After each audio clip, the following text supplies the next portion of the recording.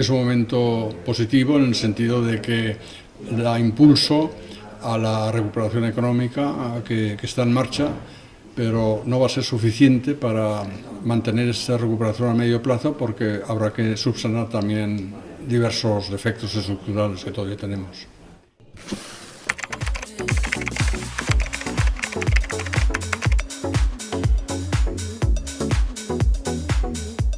Desde luego menos gasto público, no más, y el gasto público que sea lo más productivo posible. Y en cuanto a política monetaria, menos política monetaria del tipo que tenemos actualmente, que hace demasiado barato la toma de créditos y dinero, tanto para el gobierno como para los particulares.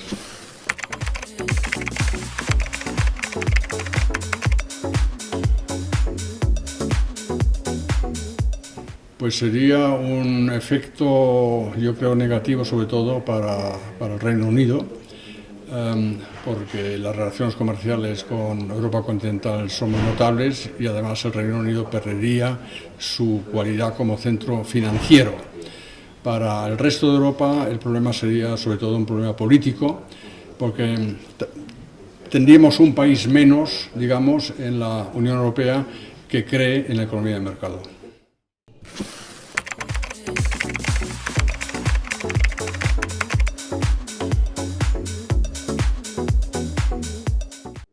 Eso lo tienen que decidir los griegos. Como sigan como lo están haciendo ahora, creo que no tienen futuro en el euro.